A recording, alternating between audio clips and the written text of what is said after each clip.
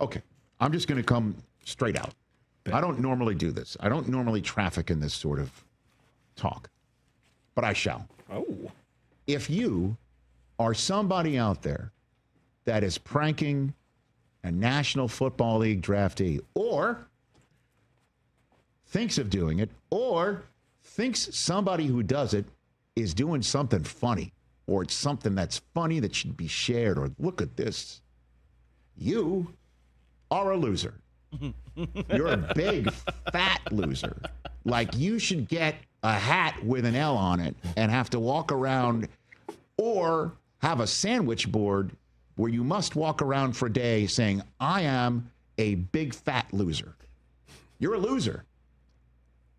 Which is why I'm sure Jeff Ulbrich, the defensive coordinator of the Atlanta Falcons, is heartbroken. Again, I don't know the guy. I only know people who know the guy. He's got to be, without a doubt, stunned and heartbroken that his son decided to snake the phone number of Shedeur Sanders off of his iPad. Proprietary information delivered not even to Ulbrich personally, but delivered to Ulbrich from others in the organization.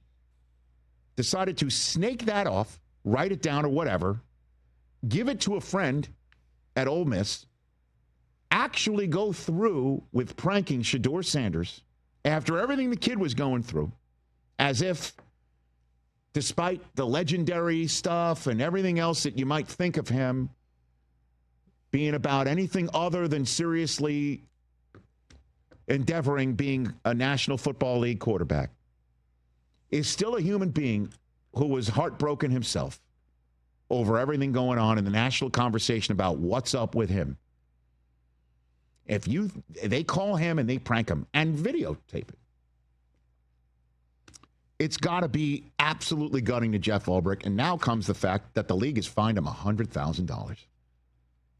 And the Falcons $250,000 for this sort of thing. Obviously, his son apologized to the Sanders family, to everyone else, is completely front and center in all this.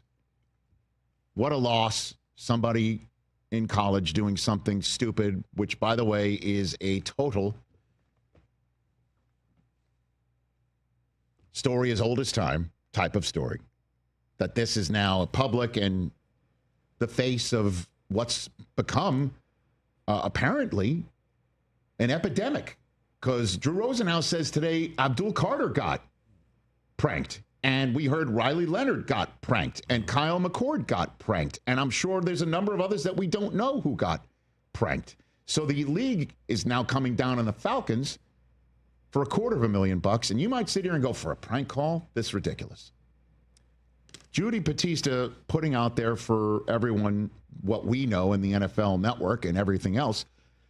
The ownership every year, general manager and head coach must certify in writing that there were no violations, including sharing of non-public information. That language is also in the contracts of the coaches. And to be clear, there's an NFL memo that delivers this information out every year pre-draft. It's marked confidential, and it goes only to the general manager, the head coach, and the player personnel director. Who they give it to is up to them. It is beyond clear to anyone who receives this information in the NFL. It's confidential, and you need to be careful who gets it. And even though Jeff Ulbrich must be sitting there going, I can't leave my iPad open at home. Well, the answer is no. You can't. It's just a lose, lose, lose for everyone. But the ultimate loss is for anybody out there who thinks this is funny, because you are the loser there. Period. I get a good prank. I understand a good prank every now and then. I get it. You're Mr. April Fool's around here. I produce TJ. punked. Are you a produce punk? No.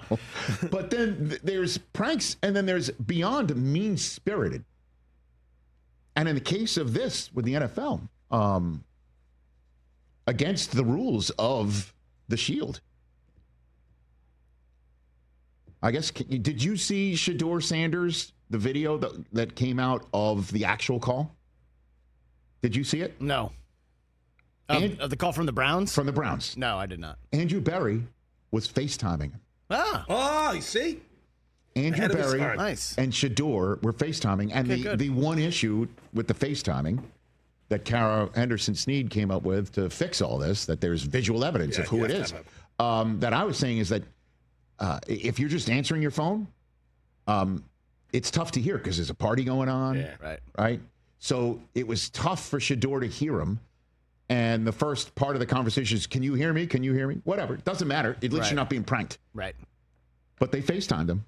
That's the way to go. And they had him on speaker in the Browns room, and they handed the phone off to the coach. Oh, that's cool. But Andrew Berry was like this, and Shedeur was like this. Smart. And that's the end of that. I think obviously from now on, that's what the situation. It's got to be, right? It's got to be. Block number, not accepted. We wonder what took so long to come up with this. I'm wondering if. Well, the reason is, I mean, this is an older league. Oh, yeah, true. Right? Yeah. Where a lot of the membership is old school in their thoughts. Right. And probably remembers the time before call waiting existed. And that's a in problem, all of man. these draft rooms, there's landlines. You know, and that's what the Joneses literally passed the handset to people.